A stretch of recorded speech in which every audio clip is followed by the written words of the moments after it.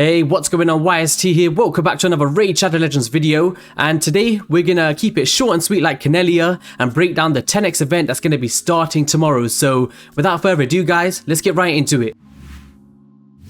Okay, so we're gonna go into the champions one by one very briefly. I'm not gonna hold you back too much. So we've got Jensen's cousin. I would want a Jensen, but we've got Gintoro. Really solid option actually when it comes to the clan boss and stuff. So attacks one enemy, grants an extra turn if they kill the enemy, and then attacks one enemy and steals 100% of the target's turn meter and decreases the cooldown of Oni's rage, which is the A3, which attacks one enemy, places a 60% decreased defense and a 25% weakened debuff for 2 turns. Will attack 5 times instead of 1 on every 4th use of this skill against the same target in 1 round. This champion is really good in some unkillable compositions, and all turn meter fill effects are increased by 50% when used on this champion. And also the aura of attack in all battles by 29%. So let's head into the next champion guys. So for you void heads, we've got Ethos. Shout out to the Saffron man, I know you really love this champion. And he's also an amazing nuker, so attacks one enemy, 20% chance of granting an extra turn, and deals max HP ability by 50% of the damage dealt. Then on the A2 he attacks all enemies 3 times and places a 15% weakened debuff for 2 turns, which is really solid. And then also attacks all enemies, and this attack is always critical on a 4-turn cooldown once booked. As far as I am aware, the A3 is the one that smacks the hardest, correct me if I'm wrong. And then he increases crit rate in arena battles by 33%.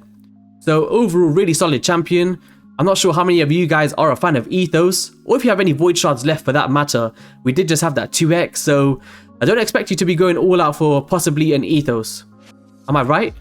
Anyway, let's move on to the next champion. So the next champion on the list is Abraxas the Shifter from the Skinwalkers faction, and I personally have 5, so don't meme me in the chat, but the one that I have actually built is really solid, and it's all down to this A2, which attacks one enemy 6 times. This ability tees up against the Fire Knight and takes down that shield with no problem whatsoever. Also, he's got an A1 that heals his champion by 50% of the damage inflicted. But there's one thing in this I wanted to talk about as well. So he heals this champion by 25% of the damage inflicted. So if you apply like a Giant Slayer onto this champion, or even a War Master, whatever you choose to use, he's going to have a kind of built-in lifesteal set. So yeah, he's going to be really good against the Fire Knight. He's really solid in the arena for taking down single target champions, and also against the clan boss because he can deal a lot of damage in some scenarios. And then we got this hit here, who can completely snipe somebody. Underrated single target damage dealer, to be honest. He's up there with Crew Traxxer and Mountain King for me, if he's built correctly. But he takes a ton of books, guys. So something like 12 or something. So definitely bear that in mind if you're trying to pull this champion. Passive effect, damage increases by 40% when this champion's HP drops below 40. And he also has a built-in revive, which revives this champion with 20% HP when killed and immediately grants an extra turn. So if somebody nukes you down, he revives themselves and you can come back with this slash here or this 6-hitter. So really solid option if you pull him, and the Skinwalkers is a really tough faction, so he's not bad if you pull him on this 10x. So let's get into the next champion. Okay, so on this next champion, it's Mr. Candy himself, Candrathon. We all know what he does. He's an amazing nuker for the arena. So attacks one enemy, places an extra hit if the target is under any buff. Then he attacks all enemies, grants an extra turn, and resets the cooldown of Under Hunt, which I believe is the A3. Places a perfect veil buff and a 50% increased attack buff and a 30% increased speed buff and an increased crit damage buff on this champion for 2 turns. Really solid ability. And also, I'm not going to read out this essay. You guys can head into the index and read this. Attacking arena battles by 33%.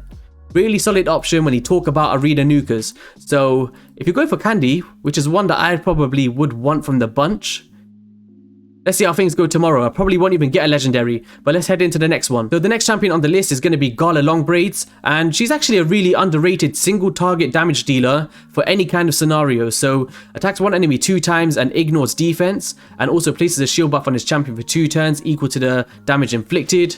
Then attacks one enemy, ignores 50% of the target's defense when attacking under a shield buff. So potentially if you can set up this champion to be under a shield buff, you could ignore 50% of the target's defense.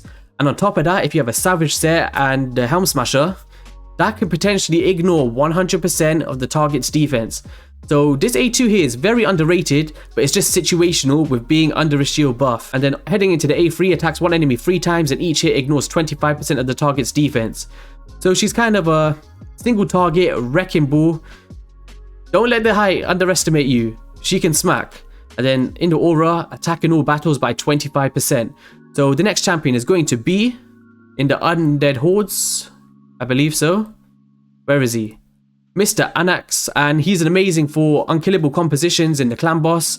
Very down to this one here. So attacks one enemy, has a 100% chance once booked of placing a weaken debuff for 2 turns, and heals this champion by 50% of the damage inflicted. Also has a decreased accuracy and a poison, and a decreased defense on the A1. 3 really solid abilities for the clan boss. Decreased defense, weaken, and poison.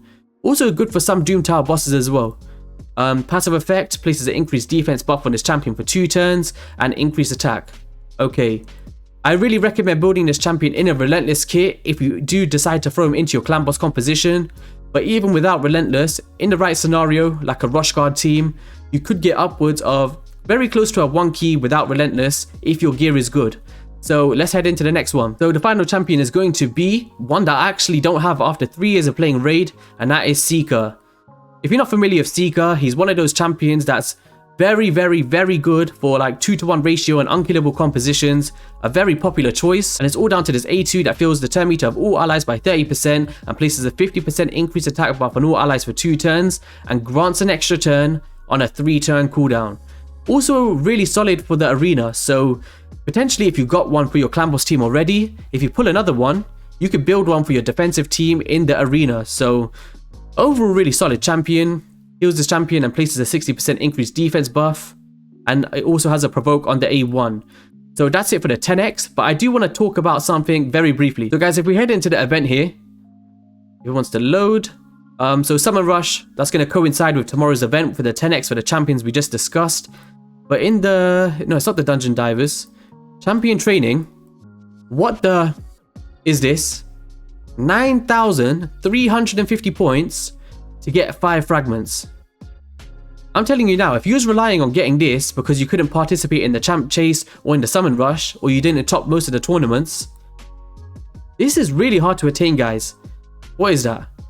Make a 6-star champion is 300 points, and that's 9,000. So if you was to fully upgrade and get someone to 60, I think it's around 5 to 6 6-star champions to get to here. Not bearing in mind food farming and just making 3 stars, 4 stars, 5 stars.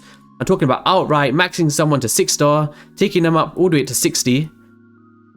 That's a really hard milestone to reach. So fingers crossed you guys can do it without going there. But yeah guys, I just really wanted to showcase that there for you. So just be aware of this. If you think you're really going to struggle for this, go into the tournament tab on the left hand side, head into the news, and just go through this and see if you can do it without having to reach that milestone, because you're going to be wasting a lot of resources trying to get those fragments, especially if you don't have a lot of food saved up. It's going to be really tough. So that's going to be all for the video, guys. Just an update on the 10x event starting tomorrow, and I have got 8 sacred shards ready for it, and I'm looking for that Candrathon or that Gintoro. So I'll see you guys back on the channel tomorrow. Good luck on your pulls, and I'll catch you on the next video. Peace.